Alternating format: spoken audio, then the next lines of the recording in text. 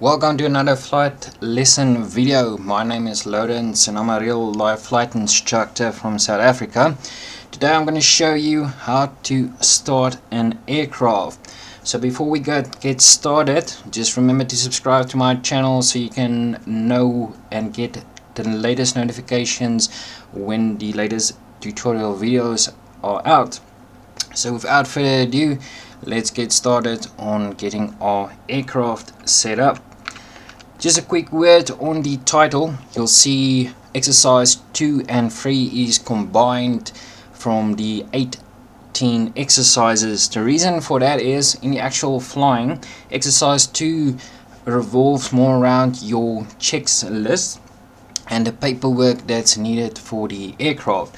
So in this tutorial I'm not going to go too much into detail with all the admin work, and from there we go on to what's called exercise 3 or the intro flight. This is to get the student just used to this sensation of flying and sitting in the actual aircraft. So when we do get to the actual flying training in exercise 4, the student can then concentrate on the lessons being given to him. So with that being said, let's get straight into starting our aircraft. So for now, you are going to get to your aircraft, then we're going to do the initial pre-flight setup. What you are going to do, you are going to come down, and then the first thing that you're going to do is set your park brake so the aircraft doesn't roll away. Then you are going to look for the sticker or maintenance sticker. They usually add this on the right section of the cockpit or straight in the middle part right here. We are going to go towards our tacho numbers located in the RPM gauge and confirm our tacho numbers is not exceeding our service numbers as written by the maintenance guys. Once that is then done, we are good to fly, because we've also now checked all the documents is in order when we were in the office. Once that is done, we are then gonna put our master switch on. You can just put the first half on for the battery. We're going to confirm our fuel gauges is actually active and confirm what the fuel gauges is telling us quantity wise, so then we can confirm and check when we are measuring the fuel in the fuel tanks, does the fuel tank correlate with my fuel tank gauges, and then we can also we're going to be using that in our navigation flights. From here we will move on to our flap selector. You can take your flaps all the way or extend it all the way into the full position, then confirm your flaps is extended all the way in the full down position. Once our flaps has been extended, you want to turn on all your aircraft lighting and then step outside of the aircraft and confirm you have the white light at the back, your rotating beacon on the top of the tail, the red light on your left side or port side, the navigation strobe lights is working, your landing light and taxi light both is also working, especially for night flying. And then we're coming to the right hand side. You have your green light, which is right, which is also starboard side, and same with your strobes and nav lights working. From here you'll rush back into the aircraft and turn the battery master off, because we do not want to use any other extra power from the battery. Then go ahead and turn off all your lighting switches, and then the flaps we will retract once the aircraft has actually started. From here we will then go and do the full pre-flight inspection as per your aircraft pilot operating manual. Once we then have completed our pre-flight, we will get back into the aircraft and fasten our seatbelts, and as well confirmed all the doors is closed and locked. And also just ensure when you're doing your pre-flight that there is indeed a valid fire extinguisher inside your aircraft. This is usually located in the passenger, just below the passenger seat or in the middle of the two seats, and then signal strips that is located right at the back of the aircraft. Once that is done, should somebody be flying with us, like a passenger, we will go ahead and tell them what we are planning for today, and as well give them a quick safety briefing on what they can expect should a emergency happen that we didn't plan for. From here we'll go into a quick threat and error management. This is just to tell ourselves and get ourselves a little bit more situational awareness of where we are, which runway is in use, how are we probably gonna taxi to the runway, and what the weather is doing, as well as is there any traffic that we need to look out for, maybe when we are rolling forward to start our taxi. Once everything is sorted and we are happy, we will now get into the engine start procedure. We can start at the bottom. How my procedure usually works is I start at the bottom, you work the way up towards the throttles, and then all the way to the left. So you want to try and get an actual flow to help make things much easier for you, because the idea of a checklist is not to read off and do that item when you are flying small aircraft. In airlines, a checklist is something different towards our training aircraft checklist. So get in the habit of actually knowing what you must do, and then use the checklist to confirm and check that you have done that item. So fuel selector, we put on both, checked. Mixture, from here I usually advance it all the way forward, then I reduce it all the way back. This is to ensure there's no obstructions with the mixture. Once I'm happy there's no obstructions, I'll leave it in the full advanced section. From here I will do the same with the throttle. I push it all the way, advance it all the way forward, and then bring it back all the way. Then depending on your aircraft operating manual, you will then either just add a little bit. Each aircraft has its own unique point where you need to set it, but usually 2 to 5 millimeters should do the job. If your aircraft has a carpet should usually be situated here on the right hand side. It's gonna almost look like this small knob here, but which you can also actually pull out the same manner as your throttle. When it's in, or we refer to it as cold, so this will be then basically off position. Once we then apply the carpet, we refer to the on position as carb heat hot. So we're gonna refer to it as cold and hot. So for the start, then leave it in the cold position if your aircraft has a carpet. From here we will then move towards our beacon light. This is then to actually show everybody that we intend to start the aircraft. From here we will go down to our pedals. The top part of the pedals is where your brakes are located. You can then go ahead and apply some brake, and then put the master battery switch on.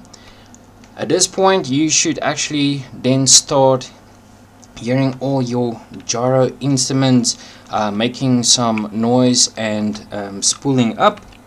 Once that is done with the battery master switch, if you are operating a carbureted aircraft, you will have a primer situated here on the left hand side just below the magnetos. It almost looks similar to your throttle, but this you need to actually turn to get out, and then you it almost works like a small pump, if you want to put it in layman's terms, where it actually injects fuel into the system.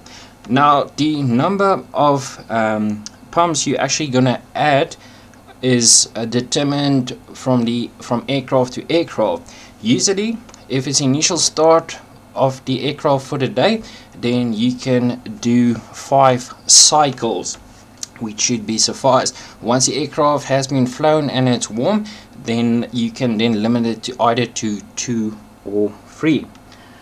If we do have a fuel pump like we have in this aircraft, ensure your mixture is advanced fully, and then we are going to put the fuel pump on for about 5 seconds. So 1, 2, 3, 4, 5. We'll go ahead and turn it off. From here we are then gonna look outside to confirm the area is clear, nobody is actually around the aircraft.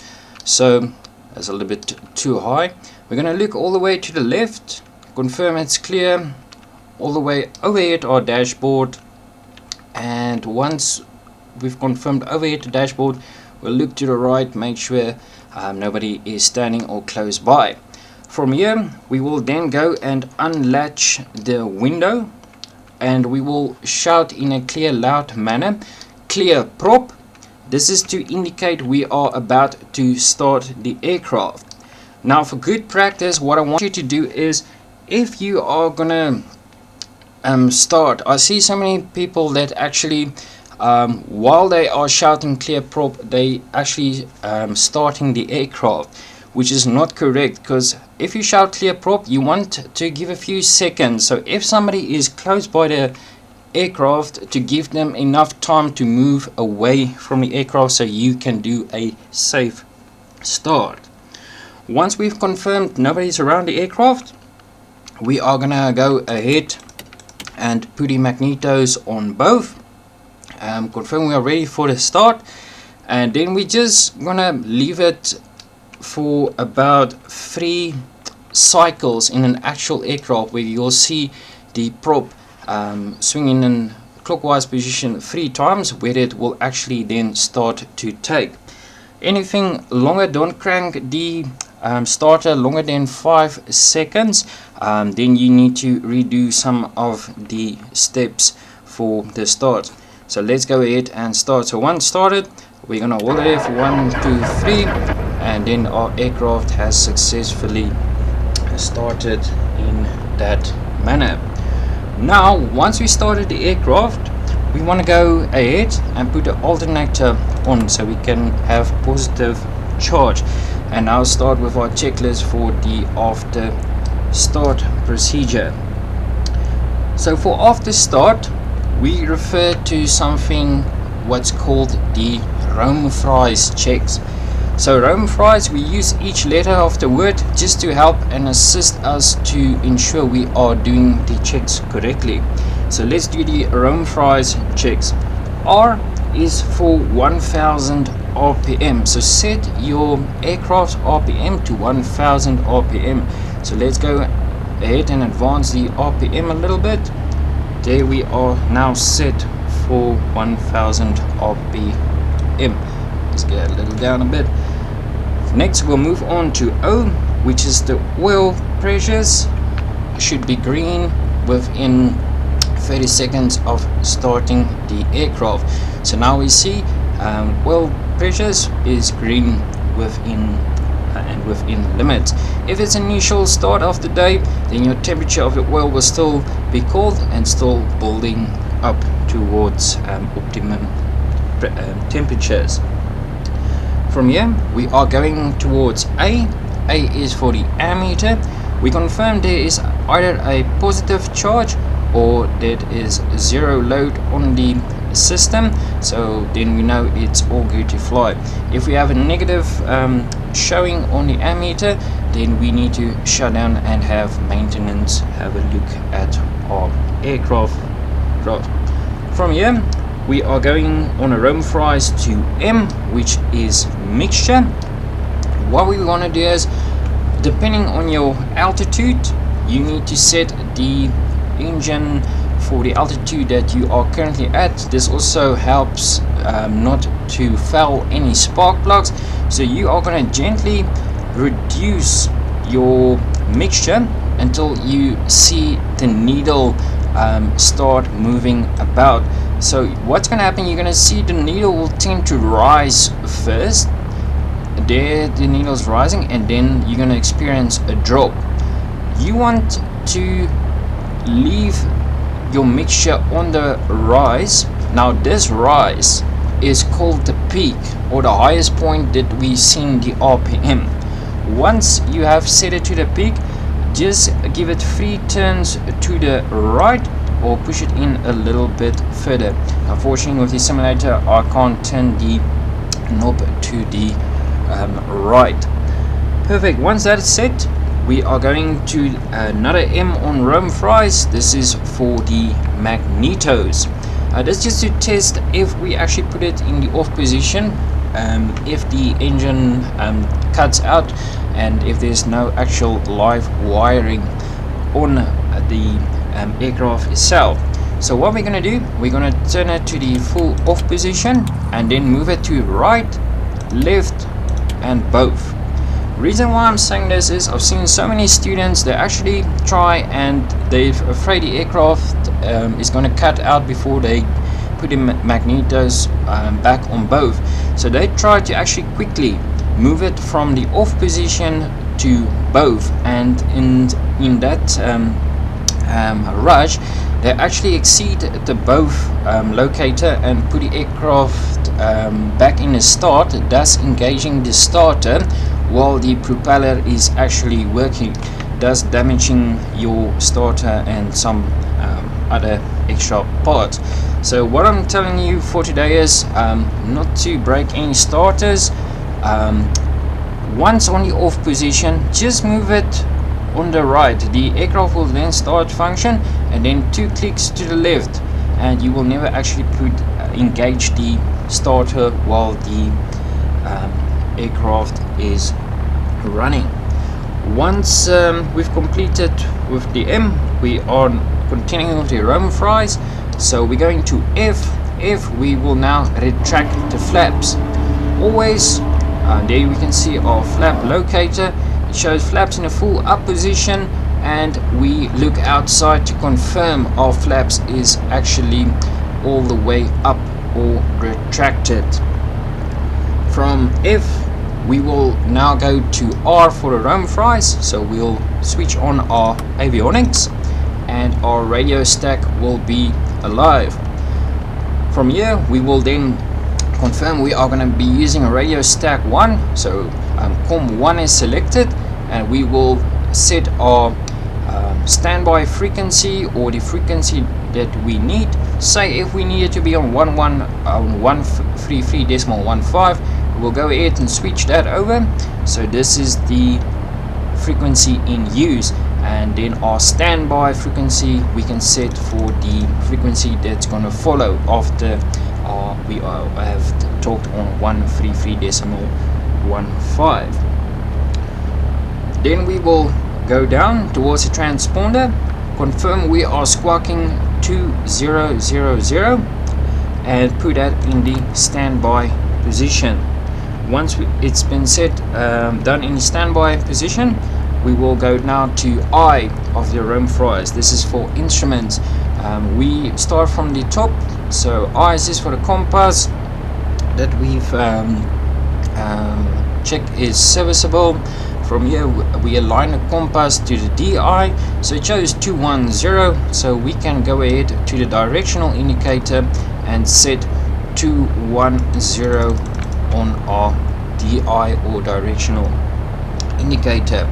From here we do then a quick scan, confirming all instruments is serviceable and working, as well as we going all the way down, and our trimmer is set for the neutral position.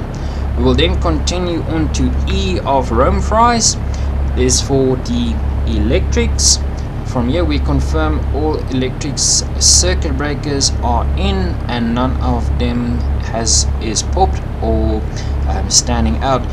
If a circuit breaker has popped, you will see it have like a little white collar around it, so you will easily be able to spot this.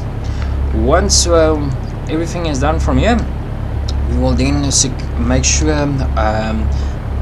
of our safety harnesses is secured, the doors and everything is locked, and then we'll just have a look outside to see what is happening outside before we do get our clearance to start taxiing. And that is how you then start up an aircraft. So we go and fly, we come back, and now we need to shut down the aircraft. So it's a little bit much quicker to do. So let me just show you how to switch off the aircraft correctly. First thing, once you've taxied, you want to stop the aircraft. Make sure you've applied the brakes. Good practice to also hold the brakes, the toe brakes on the pedals. Again, you're going to set for 1000 RPM unless your pilot operating manual of the aircraft has told you otherwise. From here, you are going to go ahead and switch off all non-essential electronics. So we can switch off the avionics. From here, we can go ahead and switch off the beacon light, and then we will do a dead cut check again. So again, we are turning it in the full off position, back on right to keep the engine going, left both, confirm she's cut out. Then you just reduce the mixture until the aircraft has cut out. From here, then just also reduce your throttle to the full idle position, making sure from right to left all your instruments and knobs is electrics is off. Then go ahead and switch the main masters off, turn the keys to the full off position. From here you take the keys out and you put it on top of the dashboard. This is to show if somebody is actually pulling the aircraft or pushing it into the hangar for you, that the keys is not still inside the magneto, so it's actually safe to handle the aircraft. Once that is done, you are gonna go down towards your fuel selector, and if you've got a 4-point selector, you will then turn it the opposite where it's showing towards the seats, which is in the off position, or in this case we've got a fuel shut off valve, and then you will apply the shut off valve. And that's how you then shut down an aircraft. Thank you very much for watching. Hope to see you guys for the next video, where we will actually start getting into the flying exercises. If you haven't subscribed to my channel yet, please do so you can be notified of when new exercise videos has been uploaded. Keep well and have a lucky day.